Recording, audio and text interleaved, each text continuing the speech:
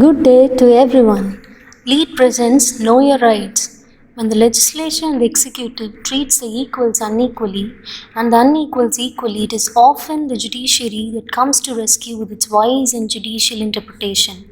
In this episode, let us see one of such recent verdicts of our Honorable Apex Court. Hello viewers, happy to meet you all once again. In a landmark judgment, the Honorable Supreme Court of India has held that the residential accommodation for nuns and hostels for students can claim property tax exemption under Section 3, Clause 1, Subclause B of Kerala Building Tax Act in the case of Government of Kerala and another versus Mother Superior Adoration Convent, void order dated 1/3/2021.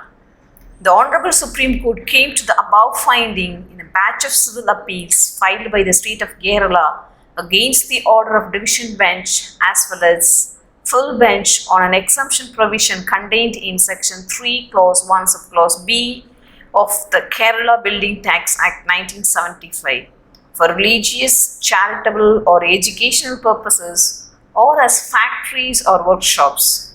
In both cases, the state claims that no exemption should be granted as residential accommodation for nuns and hostels for students would be apart from religious or educational purposes and would not therefore be covered by the exemptions contained in Section 3, Clause 1, Subclause B of the Act. The brief facts of the two sets of case is that in the first set of cases, the building tax was levied by an order of assessment on residential accommodation for nuns, which was quashed by the Honorable High Court of Kerala and further directed the Tahsildar to refer the case to the government. The government turned down the representation made by the Tahsildar. Therefore, writ petition filed before a single judge against the said order was referred to division bench, which held that the buildings used for the residence of the nuns in a convent is principally used for religious purposes and therefore should also qualify for exemption. And in the second set of cases, the Honorable Full Bench held that hostel buildings can be qualified for exemption from building tax under Section 3, Clause 1, Subclause B of the Kerala Building Tax Act 1975 on the ground that integral, immediate and proximate connection of the hostel building with education is squarely satisfied in the cases of hostels attached to nursing schools and other medical educational institutions, and further held that not all buildings accommodating students can be qualified for building tax exemptions. Only hostel buildings owned by educational institutions for accommodating its own students in such hostels will qualify exemptions under subclause B of Section 3, Clause 1 of the Act.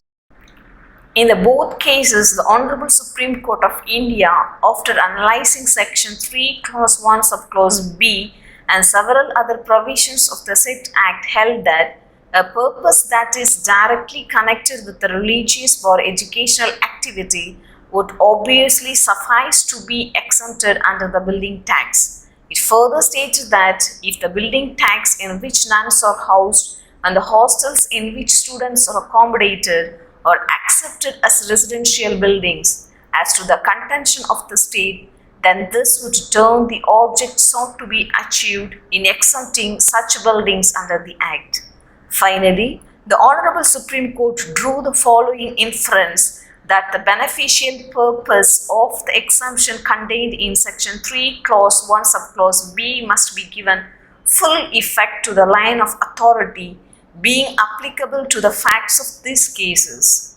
This being the case, it held that a literal formalistic interpretation of the statute at hand is to be eschewed. As a result, all the appeals filed by the state of Kerala was dismissed and the Honorable Supreme Court held that the residential accommodation for nuns and hostels for students are exempted from property tax under Section 3, Clause 1, Subclause B of Kerala Building Tax Act 1975. Thank you. Hope viewers are enlightened by this video. Share your views and comments in the comment section, and to improve your legal knowledge and updates, subscribe our channel. Thank you.